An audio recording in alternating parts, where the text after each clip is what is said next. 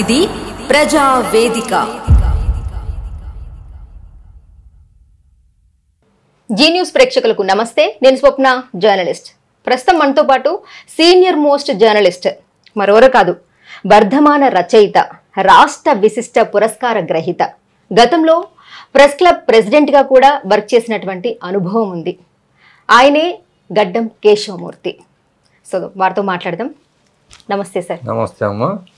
Sir చెప్పండి, 2 రోజుల నుంచి చూస్తుంటే కనుక వాట్సాప్లో వార్తలు ప్రెసిడెంట్ మీద మన యూనియన్ వాళ్ళు పోలీస్ స్టేషన్ దాకా వెళ్ళి కంప్లైంట్ ఇవ్వడము, ఇదంతా కూడా ఎందుకు అంటే జర్నలిస్ట్ అనేవాళ్ళు సమాజానికి మంచేంటి చెడేంటి అని చూపించేవాళ్ళు. అటువంటిది ఈరోజు జర్నలిస్టే అంటే ఒకరి మీద ఒకరు కంప్లైంట్స్ ఇచ్చుకునేదాకా ఎందుకు వెళ్ళారు అసలు? అమ్మా, ప్రజాస్వామ్య వ్యవస్థకు జర్నలిజం 4వ స్తంభం. వ్యవస్థలో జర్నలిజం వృత్తికి అత్యంత ప్రాధాన్యత ఉంది. ఇటీవలి కాలంలో ఇబ్బడి ముబ్బడిగా వచ్చిన కొందరి మూలంగా జర్నలిజం వృత్తి ఆభాస్పాలవుతున్నది. వరంగల్ విషయానికి వచ్చినప్పుడు ఇది పోరాటాల గడ్డ, చైతన్యవంతమైన జిల్లా. అలాంటి జిల్లాలో వరంగల్ ప్రెస్ క్లబ్ 3.5 దశాబ్దాల క్రితం ఏర్పాటైంది. ఎందరో మహానుభావులు ప్రెస్ క్లబ్ అధ్యక్షులుగా, కార్యదర్శులుగా, కోశాధికారిగా పనిచేసి ఇటుకను పేర్చి భవనాన్ని నిర్మించిన రీతిలో వరంగల్ ప్రెస్ క్లబ్ను ఉన్నతంగా తీర్చిదిద్దారు. గత 3 రోజులుగా జరుగుతున్న పరిణామాలను మనం విశ్లేషించినట్టయితే గతంలో ఒకే యూనియన్ ఉండేది. ఆ యూనియన్ వ్యక్తులే పాలక వర్గంలో ఉండేవారు. ఇటీవలి కాలంలో యూనియన్లు విస్తృతం కావడం, యూనియన్ల సంఖ్య పెరగడం, జర్నలిస్టులు కూడా వివిధ యూనియన్లలో చేరడం, దాంతో 3-4 ప్రధాన యూనియన్లు తిష్టవేశాయి. దీని మూలంగా ఏమవుతుందమ్మా అంటే గతంలో ఒక యూనియన్ ఉన్నప్పుడు వాళ్ళదే ఏకస్వామ్యం కాబట్టి ఏది చేసినా వాళ్ళే. ఇప్పుడు ప్రశ్నించే వాళ్ళు ఎక్కువయ్యారు. ఆ ప్రశ్నించడంలో కూడా కొంత సమన్వయ లోపంతో అనవసరపు వివాదాస్పదాలు జరుగుతున్నాయి. ఈ నేపథ్యంలోనే గత 4 రోజులుగా వరంగల్ ప్రెస్ క్లబ్లో అనుకోని విధమైన సంఘటనలు జరుగుతూ వచ్చాయి. దానికి ప్రధాన కారణం ఏంటంటే 2022 డిసెంబర్ 29న ఐజేయు అనుబంధ సంస్థ ఐజేయుకు సంబంధించిన వారు ప్రెస్ క్లబ్ అధ్యక్ష కార్యదర్శులుగా, కోశాధికారిగా ఎన్నికయ్యారు. గత 30 మాసాలుగా సుమారుగా వారు ఇచ్చిన మేనిఫెస్టో, వాళ్ళు అప్పుడు ఎలక్షన్ సందర్భంలో ఇచ్చిన మేనిఫెస్టోలో పొందుపరిచిన విషయాలను పూర్తి చేయకపోవడం వల్ల, కొంత అలసత్వం ప్రదర్శించడం వల్ల ఇతర పోటీ యూనియన్లు కొంత అగ్రెసివ్గా ప్రవర్తిస్తున్నాయి. ఇప్పుడు మీరు అన్నారు యూనియన్లు పెరిగిపోతున్నాయి అని చెప్పేసి అని అన్నారు. అసలు పాలక వర్గం సరిగ్గా లేకపోవడం వల్ల ఇలా యూనియన్స్ పుట్టుకొస్తున్నాయా, లేదంటే అసలు లోపం ఎక్కడుంది? అయితే పాలకవర్గం విషయంలో కాదు, ఇదంతా స్టేట్ లెవెల్లోనే యూనియన్లు అక్కడ వచ్చిన విభేదాలతోనే యూనియన్లు స్ప్లిట్ అయిపోవడం, ఒక యూనియన్ నుంచి ఒక యూనియన్కి పోవడం, ఎక్కువ యూనియన్లు రావడం అక్కడ నుంచి జరిగిందే తప్పితే ఇది వరంగల్ అంతే. ఇక్కడ మన వరంగల్ ఓన్లీ ఒక శాఖ అంతే. ఈ శాఖలో కూడా 3-4 యూనియన్లు ఉన్నాయి. అది ప్రధానం కాదు. అక్కడ ఏమైతుందంటే 30 నెలలు అయింది, మీరు 30 నెలల్లో మీరు ఇచ్చిన హామీలు చేయలేదు, మీ పీరియడ్ అయిపోయింది, మీరు ఇంకెందుకు ఎలక్షన్లు పెడతలేరు అనేది వారికి ఆపోజిట్ యూనియన్లో అడుగుతున్న ప్రశ్న. దీనికి వీళ్ళ నుంచి సమాధానం ఏంటంటే ఇప్పుడు మేము కొన్ని కార్యక్రమాలు చేస్తున్నాం, ఇంకా మా పీరియడ్ పూర్తి కాలేదు, మా గ్రేస్ పీరియడ్ ఉంది. అంటే ఇప్పుడు ఈ నాగరాజు వేముల నాగరాజు అధ్యక్షతన బొల్లారపు సదయ జనరల్ సెక్రటరీ, బొల్లా అమర్ కోశాధికారి నేతృత్వంలోని పాలక మండలి వీళ్ళు అనేది ఏంటి అని అంటే మాకు 2 సంవత్సరాల పీరియడ్ మా పీరియడ్, మాకు 6 నెలలు గ్రేస్ పీరియడ్ ఉంది. మేము ఆ పీరియడ్ లోపల మేము ఇచ్చిన హామీలు పూర్తి చేసి మేము పద్ధతి ప్రకారం ఎన్నికలు పెడతామని వాళ్ళు అంటున్నారు. మీ పీరియడ్ అయిపోయింది, మీరు దిగిపోవాలి, మీరు ఇంకెందుకు ఎలక్షన్లు పెడతలేరు అనేది వీళ్ళ గొడవలు జరుగుతున్నాయి. ఈ సిల్సిలాలోనే ఏమైంది అని అంటే, గతంలో వీళ్ళు కలెక్టర్కు ఫిర్యాదు చేయడం, కలెక్టర్ సంబంధిత అధికారులకు ఎండార్స్మెంట్ చేయడం, వాళ్ళు ఏదో అడిగిన దానికి వీళ్ళు ఏదో సమాధానాలు చెప్పుకోవడం, ఈ క్రమంలోనే ఇక ఉన్న 4 రోజులలోనైనా కొన్ని పనులు చేయాలనే ఉద్దేశంతో వరంగల్ పశ్చిమ ఎమ్మెల్యే నారాయణ రెడ్డి గారు వరంగల్ ప్రెస్ క్లబ్కు ప్రహారీ గోడ నిర్మాణం కోసం ఇచ్చిన నిధులను ఖర్చు చేసి ప్రహారీ నిర్మిద్దామనే ఉద్దేశంతో వీళ్ళు అక్కడ భూమి పూజ చేసి ప్రహారీ నిర్మించే క్రమంలో మన గోడను ఆనుకొని, పాత గోడను ఆనుకొని ఉన్న అంబేద్కర్ మహాశయుని విగ్రహం ఉండడం, దాన్ని ప్లేస్లో అంటే అది ఎప్పుడో 40 సంవత్సరాల క్రితం పెట్టింది కాబట్టి అది కొంచెం క్రాక్ రావడం, తర్వాత పగుళ్ళు రావడం, తర్వాత ఆ బేస్కు కూడా పగుళ్ళు రావడం, గోడ పలిగి ఉండడంతో ఒక కంస విగ్రహం పెడదామనే ఉద్దేశంతో ప్రెస్ క్లబ్ వాళ్ళు ఆ తీసే క్రమంలో ఆ విగ్రహాన్ని ప్రెస్ క్లబ్లో సురక్షిత ప్రాంతంలో ఉంచుదామనే సమయంలో కూలీలు చేసిన చిన్న పొరపాటు వల్ల అది కొంత వివాదాస్పదమైంది. అయితే ఆ విగ్రహం తొలగించిన సమయంలో స్వయంగా ప్రెస్ క్లబ్ అధ్యక్షుడు నాగరాజు గారు కానీ, జనరల్ సెక్రటరీ సదయ్య కానీ ఆ సమయంలో లేనప్పటికీ అది ఆ మహానుభావునికి కొంచెం తీయడంలో కొంచెం అలసత్వం ప్రదర్శించిందని, మరి ఆ కూలీ వాళ్ళు అలసత్వం ప్రదర్శించిండ్రు అనే దాన్ని దృష్టిలో పెట్టుకొని H143 రాష్ట్ర ఉపాధ్యక్షుడు లెనిన్ గారు వాళ్ళ యూనియన్ బాధ్యులు ప్రెస్ క్లబ్లో వచ్చి ధర్నా చేయడం, ఆందోళన కార్యక్రమం చేపట్టి వాళ్ళు లోపల టెంట్ వేసి ఆందోళన కార్యక్రమం చేసిన సందర్భంలో పాలక వర్గం అంటే వేముల నాగరాజు, బోలారపు సదయ్య, తర్వాత అమరు గ్రూప్కు తర్వాత వారికి మధ్య కొంత ఘర్షణ జరిగి అది చిలికి గాలివానై అది పోలీస్ స్టేషన్ మెట్లు ఎక్కడం జరిగింది. అందులో ఇదంతా జరిగిన సమయంలో నేను కూడా గతంలో పనిచేసిన పూర్వ అధ్యక్షునిగా ఈ విషయం తెలిసి నేను కూడా అక్కడికి వెళ్ళడం జరిగింది. వెళ్ళిన సమయంలో అప్పుడు అంతా ఇక వాళ్ళంతా కోపాల మీద ఉన్నారు, ఇరు వర్గాలు. ఇద్దరు కూడా ఎవరు చెప్తే వినే స్టేజ్లో లేరు. ఆ స్టేజ్లో ఇద్దరు కూడా సుబేదార్ పోలీస్ స్టేషన్కి వెళ్ళడం జరిగింది. ఆ సుబేదార్ పోలీస్ స్టేషన్లో వీళ్ళు ఇచ్చిన దరఖాస్తుల వల్ల పరస్పరం ఇచ్చుకున్న ఫిర్యాదుల మేరకు ఇరు వర్గాల మీద కూడా కేసులు నమోదైనాయి. కానీ ఈ పరిణామం మంచిది కాదు. జర్నలిస్ట్ లోకం అంటేనే మరి విజ్ఞులు, మరి ఆ విజ్ఞులు ఎప్పుడు ఒకరికి చెప్పే విధంగా మనం రాసిన రాతల వల్ల సమాజానికి మేలు జరగాలి, కానీ మనమే ఈరోజు థర్డ్ పార్టీతో చెప్పించుకునే స్టేజ్ రావడం ఇది దురదృష్టకరం. సో మీరు ఇంత సీనియర్ మోస్ట్ జర్నలిస్ట్, గతంలో కూడా మీరు చేశారు, 3 సంవత్సరాల అనుభవం ఉంది, ఎలాంటి విమర్శలు కూడా మీ మీద లేవు అని నేను విన్నాను. సో అప్పుడు నేను ఉన్నానా లేదా పక్కన పెడితే మీ మీద విమర్శలు కూడా ఏం లేవు అన్నారు. మరి అటువంటిది మీరు ఉండంగా అంటే ఏ సమస్య వచ్చినా కూడా జర్నలిస్ట్ వాళ్ళందరూ కూడా ఒక ఐక్యంగా కూర్చొని సామరస్యంగా ఆ సమస్యని సాల్వ్ చేసుకోవాల్సింది పోయి పోలీస్ స్టేషన్ మెట్లెక్కితే పక్కన చూసే వాళ్ళకి, ఇప్పుడు పొలిటికల్ లీడర్స్కి అయితే ఏంటి, వేరే వాళ్ళకైతే ఇప్పుడు మీరు చూస్తూనే ఉన్నారు, రాజకీయ నాయకులు వాళ్ళ మీద వాళ్ళు దుమ్మెత్తి పోసుకుంటున్నారు. సో మీరు ప్రజలకి ప్రభుత్వానికి వారధిగా ఉండాల్సిన సీనియర్ మోస్ట్ జర్నలిస్టులు ఇలా కేసులు పెట్టుకుంటూ ఉంటే ప్రజలకు కానీ ఇటు వచ్చేటువంటి కొత్తగా వచ్చేటువంటి జర్నలిస్టులకి ఏమి చెప్తున్నట్లు అసలు? అంటే ఒకటమ్మా, ఇక్కడ పరిస్థితులు ఎప్పుడో లక్ష్మణ రేఖ దాటిపోయినాయి.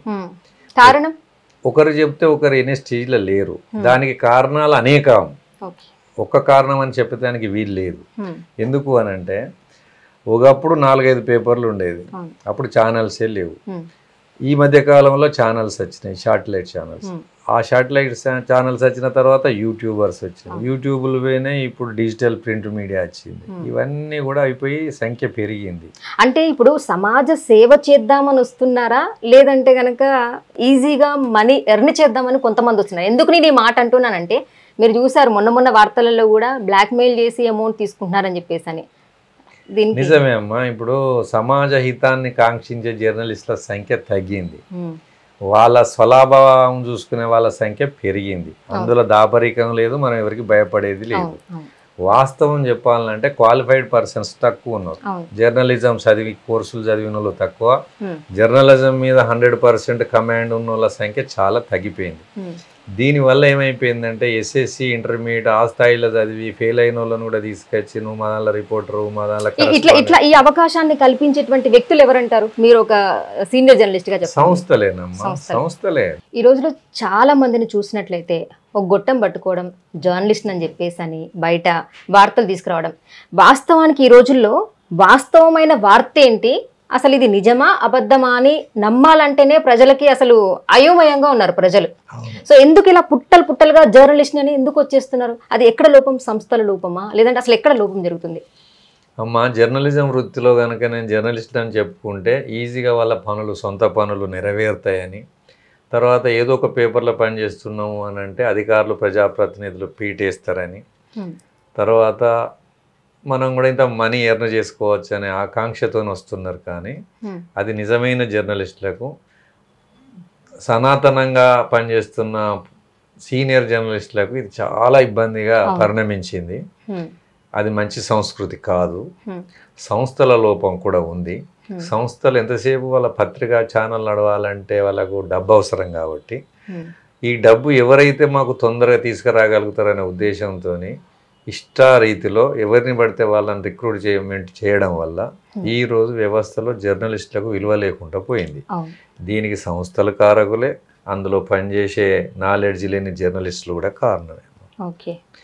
ఇక ఈ క్రమంలో మనం ఇంకా ముందుకెళ్ళినప్పుడు ఏమవుతుందన్నమాట, ఎవరన్నా అధికారి కానీ, అంటే కలెక్టర్ స్థాయి అధికారి కానీ, ఆ కాన్స్టిట్యున్సీ ఎమ్మెల్యే కానీ ప్రెస్ మీట్లు పెడితే కూడా సీట్లు దొరకని స్టేజ్ అక్కడ ఏర్పడుతుంది. అక్కడ సీనియర్లు జూనియర్లు అనే తారతమ్యం లేకుండా మన సీఎం రేవంత్ రెడ్డి కూడా అదే మాట చెప్పాడు. అయితే 30-40 సంవత్సరాల నుంచి పనిచేసిన జర్నలిస్టుకు, నిజమైన నికార్సైన జర్నలిస్టుకు కుర్చీ దొరకకపోవడం, అది వార్త వస్తుందో రాదో, అసలు యూట్యూబ్ వస్తుందో రాదో, ఆ శాటిలైట్ ఛానల్లో వాళ్ళ వార్త వస్తుందో రాదో, కానీ వాళ్ళే ముందు సీట్లలో కూర్చొని చాలా న్యూసెన్స్ క్రియేట్ చేసి ఒక విష సంస్కృతిని డెవలప్ చేశారు. దాన్ని నిజమైన జర్నలిస్టులు తట్టుకోలేకపోతున్నారు. విషయాన్ని దృష్టిలో పెట్టుకొని ప్రెస్ మీట్లకు పోవడం కూడా మానేసింది. అసలు జర్నలిస్ట్ కూడా వెళ్ళడం బంద్ చేసింది. ఇది వాస్తవం. మరి ఇలాంటి వాళ్ళని ఎవరు నిర్మూలించాలి? ఇక అదే అమ్మా, ఇప్పుడు మన పెద్దలు చెప్తారు కదా, ఇప్పుడు సీనియర్ అధికారులు కానీ ప్రజాప్రతినిధులు కానీ ఏం చెప్తారంటే స్వీయ నియంత్రణ అవసరం, జర్నలిస్టులకే స్వీయ నియంత్రణ ఉండాలి. అసలు ఏం జరుగుతుంది, ఏం చేయాలి, ఎట్లా ఉన్నది వాళ్ళే లక్ష్మణ రేఖ గీసుకోవాలని కూడా అప్పుడప్పుడు ప్రెస్ మీట్లలో కానీ ఏదన్నా మంచి మంచి ప్రోగ్రాములలో కూడా వాళ్ళు మనకి ఇంటిస్తుంటారు. కానీ దాన్ని పాటించేవారు కానీ దాన్ని పట్టించుకునే నాదుడు మాత్రం లేరమ్మ. అయితే అప్పుడప్పుడు మీడియా అకాడమీ వాళ్ళు క్లాసులు పెట్టి క్రైమ్ న్యూస్ ఎట్లా రాయాలి, పొలిటికల్ న్యూస్ ఎట్లా రాయాలి, లేకుంటే నిత్యం జరిగే సంఘటనలు ఎట్లా జరగాలని క్లాసులు పెట్టి కొంత వృత్తి నైపుణ్యత పెంచేందుకు ప్రయత్నాలు చేస్తున్నప్పటికీ అది నిజం చెప్పాలంటే క్వాలిఫైడ్ జర్నలిస్టులకే వృత్తి నైపుణ్యత అందుతుంది తప్పితే వీళ్ళు పోరు. ఈ నాలెడ్జ్ సగం ఉన్నోళ్ళు పోరు, ఆ వృత్తి నైపుణ్యతను వృద్ధి చేసుకోరు. వాళ్ళు నిత్యం ఇదే సొసైటీలో తిరగడం, మంచి వాళ్ళ పేర్లు ఖరాబ్ చేయడం, సంస్థల పేరు నాశనం చేయడం. ఇంతసేపు 500, 1000 రోజు టార్గెట్ పెట్టుకుంటారు. 500, 1000, వీలైతే 2000 సంపాదించుకోవాలని అటువంటి వాళ్ళు చేయబట్టి నిజమైన జర్నలిస్టులకు స్థానం లేకుండా పోతుంది. అయితే అమ్మ, మన జర్నలిస్టులకు హృదయం లాంటిది ప్రెస్ క్లబ్. ఈ వరంగల్ ప్రెస్ క్లబ్ 1991లో స్థాపించబడ్డది. అప్పుడు వరంగల్ బాలసముద్రం బస్టాండ్ దగ్గరలో ల్యాండ్ గవర్నమెంట్ ఇస్తే దాన్ని చిన్నగా అందులో ఇందిరమ్మ ఇల్లు ఫస్ట్ కట్టి ఆ ఇంట్లో మనం ప్రెస్ క్లబ్ ప్రారంభించుకొని ఆ రకంగా ఎంతో వృద్ధి చేసుకున్నాం. ఈరోజు అది కోట్ల ప్రాపర్టీగా ఎదిగింది. అయితే మీరు అన్నట్టుగా ప్రెస్ క్లబ్లో నిజమైన జర్నలిస్టులే ఉన్నారా, వారికే సభ్యత్వం ఉందా అని అంటే దాన్ని మనం స్క్రూటినీ చేసి దాన్ని మనం విశ్లేషణ చేస్తే తప్ప ఆ వాస్తవ విషయాలు బయటికి రావు. ఎట్లయిపోతుందంటే ఈ అధ్యక్షుడు, ఈ సెక్రటరీ, తర్వాత నెక్స్ట్ మళ్ళీ ఎలక్షన్లో మళ్ళొకరు, ఈ కొత్త వాళ్ళు రావడం, పాత నీరు వెళ్ళిపోవడం, వాళ్ళు ఉన్నదాన్ని కంటిన్యూషన్ చేయడం. కానీ దాని మీద ప్రత్యేక శ్రద్ధ పెట్టి నిజమేనా ఈ వ్యక్తి జర్నలిస్టేనా, ఈ వ్యక్తి సంస్థలో పనిచేస్తున్నాడా, లేకుంటే సంస్థ ఏమన్నా మారిండా, ఇతని క్వాలిఫికేషన్స్ ఏంటి, ఇతని పుట్టుపూర్వోత్తరాలు ఏంటి అనేది మాత్రం ఇప్పటి వరకు వ్యక్తి టు వ్యక్తికి మాత్రం విశ్లేషణ జరగలేదు నాకు తెలిసినంత వరకు. ఈ మధ్యన ఉన్న ఇప్పటి ప్రెస్ క్లబ్బులు ఏదో గతంలో ఎలక్షన్ జరిగినప్పుడు 591 ఓట్లు ఉండే అమ్మ. 591 ఓట్లు అప్పుడు పెద్ద ఘర్షణలు అయినాయి పోయినసారి. 150 మందిని అక్రమంగా ఇందులో చేర్పించిండ్రు. వాళ్ళు జర్నలిస్టులు కాదు అనే గొడవలైనాయి. కోర్టు మెట్లు ఎక్కిండ్రు. కోర్టు డైరెక్షన్ మేరకు అందులో కొంతమందిని డ్రాప్ చేసి మిగతా సభ్యులతో ఎలక్షన్కు పోవడం. ఆ తర్వాత ఎలక్షన్ 2022 డిసెంబర్ 29న జరగడం, ఇప్పుడున్న పాలక మండలి అధికారంలోకి రావడం, ఇదంతా జరిగిన తర్వాత ఈ మధ్య కాలంలో వాళ్ళు ఎలక్షన్ అప్పుడు వాళ్ళు ఇచ్చిన హామీలు, వాళ్ళు జారీ చేసిన మేనిఫెస్టో అమలు చేయాలని విపక్ష యూనియన్ ఎట్లాగో మొదటి నుంచి వాళ్ళు డిమాండ్ చేస్తున్నారు. కొంత అలసత్వం వల్ల వీళ్ళు కొన్ని పనులు చేయలేకపోయినారు. దానికి వాళ్ళు ఏదో రకరకాల కారణాలు చెప్తున్నప్పటికీ నిజమైన జర్నలిస్ట్ ఎవరైనా అభివృద్ధిని కోరుకుంటారు. ఈ మధ్య కాలంలో వాళ్ళు కొంచెం వేగం పెంచి ఈ మధ్యన అందరికీ ఇన్సూరెన్సులు చేయించడం, యాక్సిడెంటల్కు సంబంధించిన ప్రమాదవశాత్తు ఏదైనా జరిగితే వాళ్ళకు ఇన్సూరెన్స్ కవర్ కావాలనేది వాళ్ళు చేపట్టిండ్రు. ఆ మధ్యన కొన్ని మెడికల్ క్యాంపులు కూడా పెట్టిండ్రు.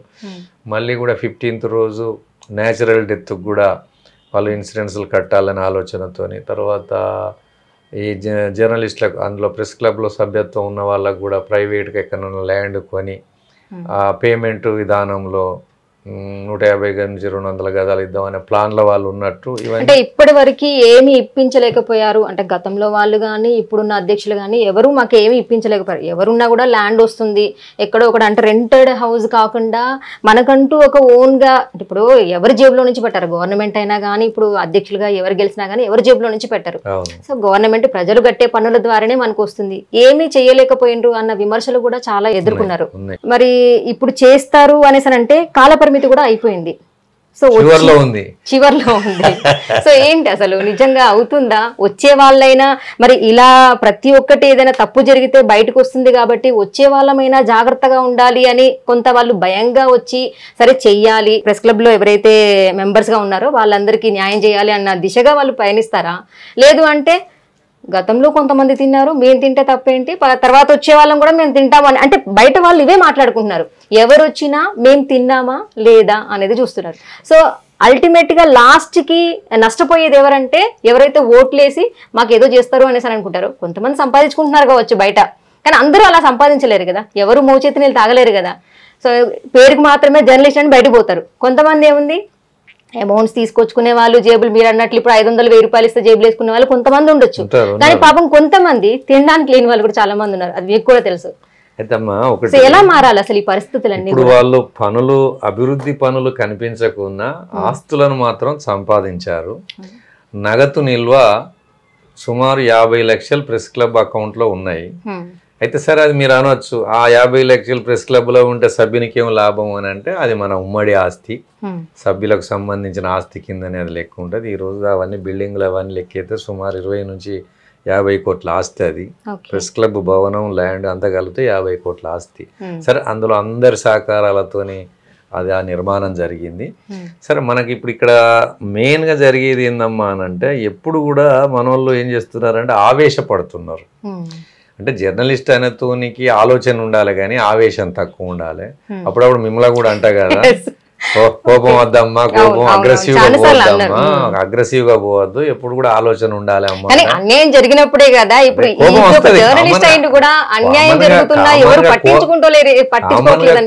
వస్తుంది, కానీ అప్పుడే మనం సంయమనం పాటించాలి, నిగ్రహ శక్తి కోల్పోవద్దని నేనంట.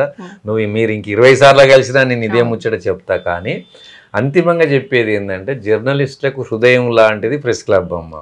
ఆ ప్రెస్ క్లబ్ను మనం అందరం పరిరక్షించుకోవాలి. నంబర్ 1. ఒకవేళ పాలక మండలి పీరియడ్ అయిపోతే వాళ్ళు సక్రమంగా తప్పకుండా ఎలక్షన్ పెట్టాల్సిందే. ఎలక్షన్ పెట్టాలి అనుకున్నప్పుడు దానికి ఒక ప్రాసెస్ ఉంటుంది. ఎట్లా ప్రాసెస్ ఉంటుంది?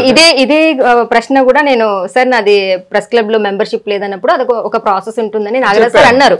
సో దానికి నేను ఓకే చెప్పిన, కాకపోతే ఇక్కడ మనకు అవ్వలేదన్నారు. ఇప్పుడు మీరు అన్నట్లు మనం ఇప్పుడు ఫస్ట్ ప్రెస్ క్లబ్ లో అడిగిన తర్వాతనే శ్రీనివాస్ రెడ్డి సార్ దగ్గరికి వెళ్ళాము. ఓకే, అయితే ఒకటమ్మా, సరే ఇప్పుడు మీకు ఇబ్బంది కలిగినప్పుడు మనం ఎట్టి పరిస్థితుల్లో కొంచెం అగ్రెసివ్ గానే ఉంటాం. నేను దాన్ని ఏం కాదంటలేను. కానీ ఇప్పుడు senior most journalist Lenin sir ఇప్పుడు మీరు కూర్చొని మాట్లాడాల్సింది పోయి పోలీస్ మెట్ల దాకా ఎక్కారు అంటే మీరు కూర్చొని కూడా మాట్లాడుకోవచ్చు. సో వాళ్ళ అనుభవంలో పోల్చుకుంటే నేను కూడా అది లేనేందుకు చెప్పిన మనం నీ స్థాయిలో మన స్థాయిలో స్టేషన్ దాకా పోవాల్సింది కాదు అంటే ఓకే అన్న మనం ఏదంటే మాట్లాడదాం తీ ఇక సరే అదేదో జరిగిపోయింది మాట్లాడదాం తీ అని కూడా అన్నాడు. నేను అంతిమంగా చెప్పేది ఏంటంటే ప్రెస్ క్లబ్కు ఎలక్షన్ జరగాలంటే కూడా ఒక ప్రాసెస్ ఉంటుంది. ఏం ప్రాసెస్ ఉంటుంది?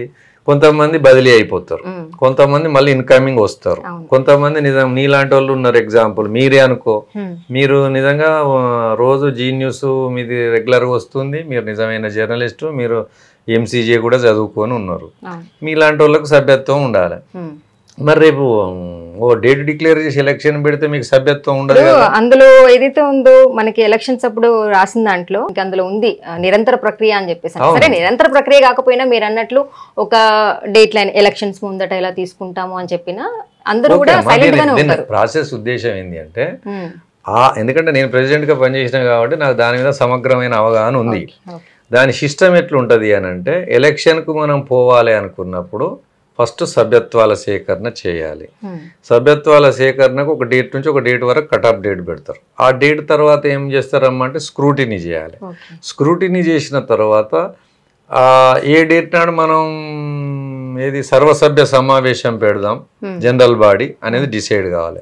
ఆ డిసైడ్లు చేసిన సందర్భంలో ఎలక్షన్ ఆఫీసర్ను డిసైడ్ చేయాలి. ఎలక్షన్ ఆఫీసరు దాని షెడ్యూల్ ప్రకటిస్తాడు. పలానా డేట్ నాడు నామినేషన్లు, పలానా రోజు వరకు విత్ డ్రాస్, పలానా డేట్ నాడు ఎలక్షన్, పలానా ఎలక్షన్ అయిపోగానే కౌంటింగ్ అనేది ఇదంతా ప్రక్రియ.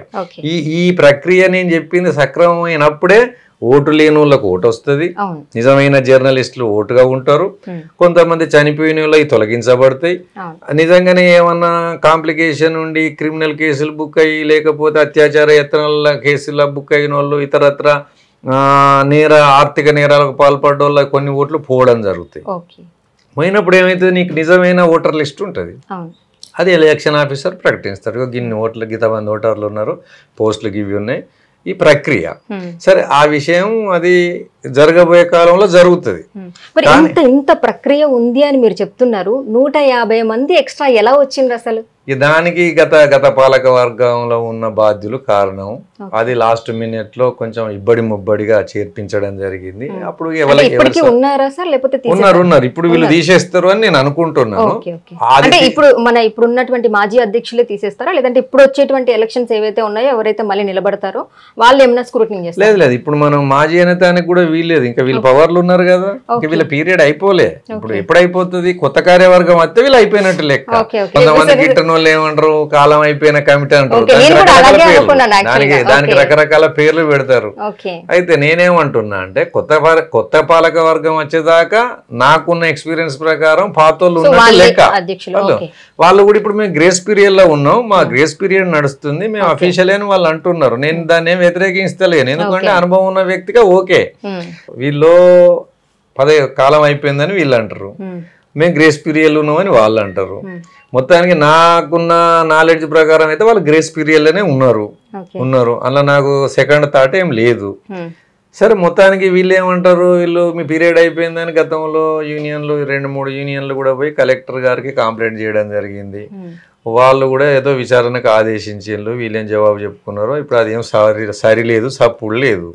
ఈ మధ్య కాలంలో వీళ్ళు ఏం ఎక్సర్సైజ్ చేసిండ్రు అంటే ఇన్సూరెన్స్ల కార్యక్రమం ఒకటి చేయడం, ప్రహారీ గోడ కడదాం అనేది రెండోది, 15th ఆగస్టుకు మనం న్యాచురల్ డెత్ ఇన్సూరెన్స్ ఇద్దామనేది ఒకటి, తర్వాత హౌస్ సైట్స్ గురించి కూడా ఒక కొలిక్కి తెద్దామనే ఆలోచనతోనే వాళ్ళు ఉన్నారు. సరే అసలు ఈ యూనియన్స్, ఈ ప్రెస్ క్లబ్ ఇవన్నీ పక్కన పెట్టండి సార్, అసలు వీళ్ళకి గొడవ ఎందుకు వచ్చింది సార్? అసలు గొడవ అమ్మ ఏంది అని అంటే మీ పదవులు అయిపోయినాయి అనేది వీళ్ళ డిమాండ్, మా పదవి ఉన్నది అనేది వాళ్ళ విషయము. ఈ సిల్సిలాలో ఏమైపోయింది అని అంటే వీళ్ళు పోయి కంప్లైంట్ చేసిన, వీళ్ళు పీరియడ్ అయిపోయింది, వీళ్ళు ఆర్థికంగా ఏం సంతకాలు పెట్టడానికి చెక్ల పవర్లు మీరు రద్దు చేయాలి, తర్వాత వీళ్ళను తొలగించాలి అని కూడా వీళ్ళు పోయి పిటిషన్లు ఇచ్చిండ్రు. పిటిషన్లు ఇస్తే కలెక్టర్ గారు ఏదో సంబంధిత అధికారికి ఇస్తే వాళ్ళు కూడా ఏం చేయని పరిస్థితి. ఏంది అని అంటే అరే వీళ్ళు మనం అడిగిన ఎలక్షన్ పెడతలేరు, వీళ్ళ పీరియడ్ అయిపోయిందని వీళ్ళు సోషల్ మీడియాలో ఇష్టారీతిలా ఒకరి మీద ఒకరు పరస్పర ఆరోపణలు చేసుకోవడం ఇది తీవ్రమైంది. తీవ్రమైన సందర్భంలోనే ఇక మరి ఎట్లాగా వీళ్ళు ఎలక్షన్ అంటారు, ఏదో ఒక రోజు పోవలసి వస్తుంది అనే ఉద్దేశంతోనే ప్రస్తుత ప్రెస్ క్లబ్ అధ్యక్షుడు నాగరాజు, జనరల్ సెక్రటరీ బొల్లారప్ సదయ్య ఒక సోషల్ మీడియాలో ఒక సమాచారం పెట్టారు. ఏం పెట్టారంటే, మేము డిసెంబర్లో ఎన్నికలకు పోతాం, మీకు ఆందోళన అవసరం లేదు, అప్పటి వరకు మాకు పీరియడ్ ఉంది అనే మీనింగ్ వచ్చే విధంగా పెట్టారు. దాన్ని వీళ్ళు డిసెంబర్ దాకా వీళ్ళు ఎందుకుంటారు, ఇమీడియట్గా పెట్టాలని ఈ విపక్ష యూనియన్లు అనుకొని వీళ్ళు తాళం వేస్తాం, ప్రెస్ క్లబ్కు మీ పీరియడ్ అయిపోయిందని సోషల్ మీడియాలో వీళ్ళు ప్రకటనలు చేయడం, ఎలా ఎత్తారో చూస్తామని వాళ్ళు అనడం. అయితే ఆ మొత్తానికి మాత్రం వీళ్ళు పాలక మండలి ఏమనుకున్నది అని అంటే, సరే ఇప్పుడు ఉన్న పీరియడ్లోనైనా కొన్ని పనులు చేయాలా తప్పదు, సరే ఇప్పుడు ఎమ్మెల్యే రాజేందర్ రెడ్డి గారు మనకు నిధులు ఇచ్చాడు కదా, ప్రహారీ కడదాం, తర్వాత కరెంట్ ఆఫీస్ వాళ్ళతో వెనక బ్యాగ్ కూడా కట్టిద్దాం అనే ఉద్దేశంతో వీళ్ళు భూమి పూజ చేసి ఎమ్మెల్యే గారితో కూడా కొబ్బరికాయలు కొట్టి. ఇందాక మీరు అన్నట్టు కాంస్య విగ్రహం పెడదాము అది అని చెప్పేసి అంతవరకు ఓకే, కానీ మంచిగా ఉన్నటువంటి ప్రహరిని కూడా తీసేసి నిధులు దుర్వినియోగం చేయడం కోసం మాత్రమే ఇదంతా పన్నుతున్నటువంటి పన్నాగం అని చెప్పేసి అని కొంతమంది విమర్శిస్తున్నారు. అది తప్పు. నిజంగా కూడా అది 40 సంవత్సరాల క్రితం కట్టిన గోడలు, అవి పగుళ్ళు ఉన్నాయి, ఆ పగుళ్ళ ద్వారా పాములు కూడా వచ్చాయి, ఇది కల్పితమేం కాదు. తర్వాత ఇప్పుడు ఇంత సుందరంగా 50 కోట్ల వర్తున్న ప్రెస్ క్లబ్కు మనం ప్రహారీ కూడా గేటు కూడా అందంగా ఉండాలనేది అందరికి ఉంటది. అటు పగుళ్ళు రావడం, తర్వాత అది ఓల్డ్ గోడ కావడం, ఇవన్నీ ఈ మధ్య కాలంలో అంబేద్కర్ నగరంలో డబుల్ బెడ్రూమ్లు వస్తే వాళ్ళు సీసీ రోడ్ వేసుకొని వాళ్ళు కొంచెం అక్కడ శుభ్రం చేసుకున్నారు. కాబట్టి మనం కూడా శుభ్రం చేసుకొని రేపు పార్కింగ్కి ఏమన్నా ఉపాయం చేద్దాం. ఈ విషయంలో నాయని రాజేందర్ రెడ్డి గారిని మెచ్చుకోవాల్సిందే. సో గత ప్రభుత్వం అంటే వాళ్ళకే ఈ క్రెడిట్ వాళ్ళకే వెళ్ళాలి, బట్ చేయలేకపోయారు. ఇప్పుడు వచ్చినటువంటి నాయని రాజేందర్ రెడ్డి గారు అక్కడ ఉన్నటువంటి అంబేద్కర్ నగరే కదా సార్, సో అక్కడ ఇల్లులు అయితే ఇచ్చారు, వాళ్ళకి కరెంట్ వాటర్ సరిగ్గా లేవు ఈ మధ్యన పెడుతున్నారు. కాళోజీ కళాక్షేత్రంలో కూడా ఇమీడియట్ గా 1 month లో వీరికి విద్యుత్ సౌకర్యం, మంచినీటి సౌకర్యం కల్పించాలని మంత్రి గారు విషయంలో మాత్రం నాయని రాజేందర్ రెడ్డి గారిని మెచ్చుకోవాల్సిందే. అంతే మనకు కూడా ప్రెస్ క్లబ్ కు ఆయన నిధులు ఇచ్చిండు కాబట్టి అందరం సంతోషపడాల్సిందే. సరే, ఇందులో సెకండ్ థాట్ అవసరం లేదమ్మా. ఎందుకు అని అంటే ఎప్పుడైనా కూడా పాత గోడ విమర్శలు మాత్రమే, విమర్శలే అమ్మా, విమర్శలు. ఇప్పుడు పాత గోడ ఎవరైనా తీస్తారు, కొత్తగా కడతారు. మరి అట్లా అంటే బట్టి ఇందిరమ్మ ఇంట్లో ప్రెస్ క్లబ్ నడిపినాం, మనం అది కూలగొట్టుకొని బిల్డింగ్ కట్టుకోలేదా?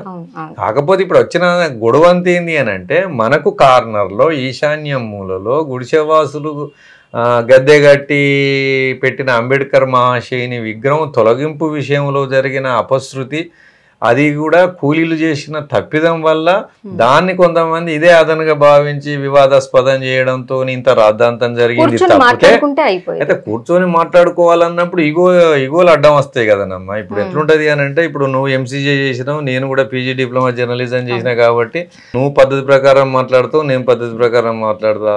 అక్కడ వాళ్ళు పద్ధతి తప్పి వ్యవహరించినప్పుడు ఆడ మనటువంటి వాళ్ళం పద్ధతి వాళ్ళం పోతే కూడా మనల్ని లెక్క చేయరు.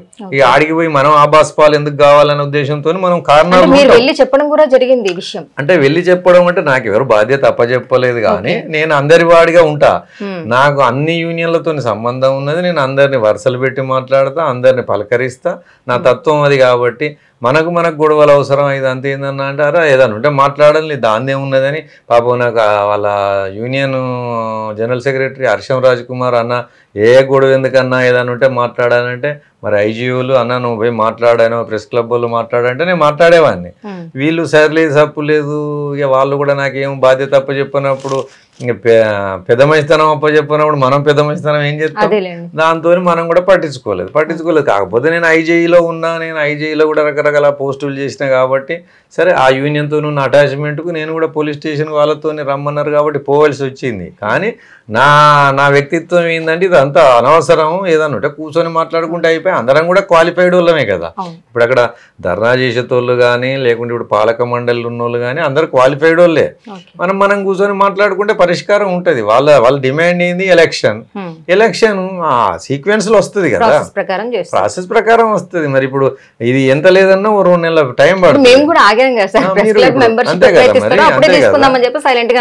బట్ ఏంటంటే మధ్యలో వాళ్ళు ఎవరైతే వార్తలు వేసినప్పుడు అది మేము వాట్ ఈస్ వాట్ అనేది చెప్తున్నాం కాబట్టి అందులో ఏమున్నా అమ్మా. ఇప్పుడు సరే పోలీస్ స్టేషన్ పోయిందమ్మా, అది అంటే ఇరు పక్షాలు పెట్టుకున్నారు కేసులు అని చెప్పేసి అంటే ఏ కేసు నిలబడుతుంది సార్? నిజం, ఏది నిలబడదా? మర్డర్ కేసులే నిలుతలేదు. ఇదే అయితే ఇది ఎంత ఏందంటే పాల పొంగమ్మ. నలుగురిని చూడంగానే వేదగా ఎవరైనా గుండెలు తీస్తారు. నేను ఆ యూనియన్ ఈ యూనియన్ అని అంటలేను. అందరూ కూడా నలుగురిని చూడంగానే వాళ్ళ అనుచరులు కనిపించగానే వాళ్ళు ఎక్కడికో వెళ్ళిపోతారు, హిమాలయాలలో ఉన్నట్టు ఫీల్ అవుతారు. కానీ అది కరెక్ట్ కాదు. జర్నలిస్ట్ అనేతోడు ఎంఆర్ఐ స్కానింగ్ చేసినట్టు ఉండాలి సబ్జెక్టు మీద. ఇప్పుడు అక్కడ ఏం జరుగుతుంది, వీళ్ళకి ఏం కావాలి, ముఖాముఖి మాట్లాడుకోవచ్చు. వాళ్ళు కూడా ఇప్పుడు ఈ ధర్నాలు చేసి ఇవన్నీ చేసేదానికన్నా వాళ్ళకు ఒకవేళ ఎలక్షనే అవసరం అనుకుంటే వాళ్ళు బాజాప్తా రిప్రజెంటేషన్ ప్రెస్ క్లబ్ కమిటీకి ఇవ్వచ్చు. మీ పీరియడ్ అయిపోయింది, పలానా డేటుకు మీ పీరియడ్ అయిపోతుంది. కలెక్టర్కి ఇవ్వకుండా, వీళ్ళకు డైరెక్ట్ ఇవ్వకుండా కలెక్టర్కి ఇచ్చారు అని వీళ్ళు చెప్పిన విషయం. మనం ఏం కాయిదాలు చూడలేదు, కల్పలు చూడలేదు. కానీ వీళ్ళు చెప్పింది మాకు లెటర్ ఇవ్వలేదు, మమ్మల్ని ఫోన్లో కూడా ఎవరు అడగలేదు అనేది పాలక మండలిలో ఉన్న అధ్యక్ష కార్యదర్శులు చెప్పే విషయం. వీళ్ళు ఏమంటారు, మేము అన్ని ప్రయోగాలు చేసినాం, అన్ని చేసినాకనే మేము ఏమంతా చేస్తాను అని వీళ్ళు అంటారు. దీన్ని ఎవరి తేట తెల్లని చేయాలి, కూర్చుంటే తెలుస్తుంది, అంతే కదా.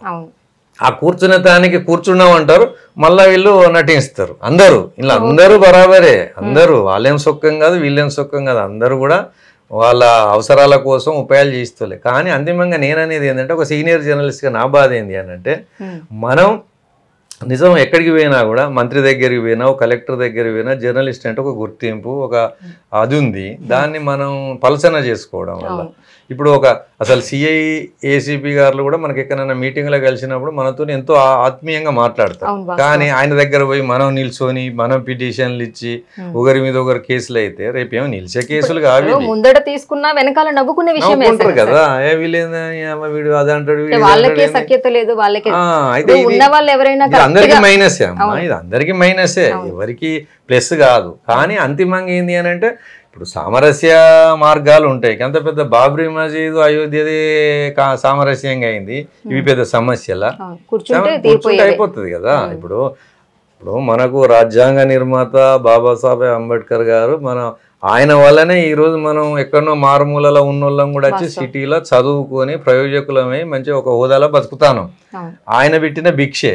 ఆయనకు అవమానం జరగాలని మన వర్గాలు కోరుకోవు. కానీ మనోళ్ళే మనకు జరిగినాయి అన్నప్పుడు బాజాప్తా అడగచ్చు కదా, అడగచ్చు. కాల్స విగ్రహం పెడతానన్నారు, పెట్టకపోతే అప్పుడు వాళ్ళని నిలబెట్టి పెట్టియచ్చు. ఇంత అవసరం లేదు కదా. మరి ఇంత కాంట్రవర్సీ అవ్వడానికి గల కారణం అంటే వీడియోస్ కానీ, లేకపోతే ఇలా చేసిండు అలా చేసినని, దీనికి సూత్రధారి పాత్రధారి ఆ సమయంలో అధ్యక్ష కార్యదర్శులు లేరమ్మా. లేకపోవడం వల్ల, స్పాట్ మీద వాళ్ళు లేకపోవడం వల్ల ఎప్పటికీ అక్కడ చెట్ల కింద మన జర్నలిస్టులు కొంతమంది ఉంటారు. అక్కడ కుర్చీలు ఉంటాయి, కుర్చీలలో కూర్చుంటారు. ఇక్కడ ఈ దించే క్రమంలో, ఆ మహానుభావుని విగ్రహం దించే క్రమంలో కూలీళ్ళది కొంచెం రఫ్ అండ్ టఫ్ ఉంటుంది. ఆ రఫ్ అండ్ టఫ్ విధానం వల్ల కొంత ఇబ్బంది జరిగింది. ఇప్పుడు నిజంగా మీరు అన్నట్లు అధ్యక్షులు కార్యదర్శులు ఏమైనా అగౌరవపరిచినట్లు చేస్తే ఇప్పుడు ఎంత విచిత్రం అంటే, వాళ్ళు స్పాట్ లో లేరు. ఇప్పుడు ఇన్స్టిట్యూషన్ హెడ్ అని ఆయన మీద కేసు పెట్టింది చూడు, ఇదెంత అన్యాయం. ఇప్పుడు ప్రెస్ క్లబ్ అధ్యక్ష కార్యదర్శులు బాధ్యులని వాళ్ళు ఇచ్చిన పిటిషన్ కొంచెం టైం ఇచ్చి మీరు ఏదైనా ఉంటే మాట్లాడుకోలే,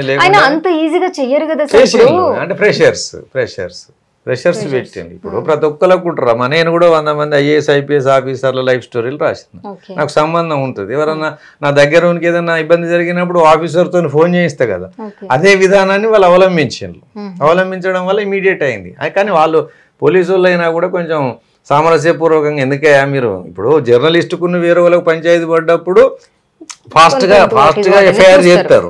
కానీ జర్నలిస్టులకే పడ్డప్పుడు కొంత వాళ్ళు సాక్షిగా మాట్లాడుకోండి, మీకు 2-3 గంటల టైం ఇస్తున్నా, మీరు మాట్లాడుకోండి, లేకుండా మాత్రం నేను ఇరు వర్గాల మీద పెడతానంటే అది బాగుండు.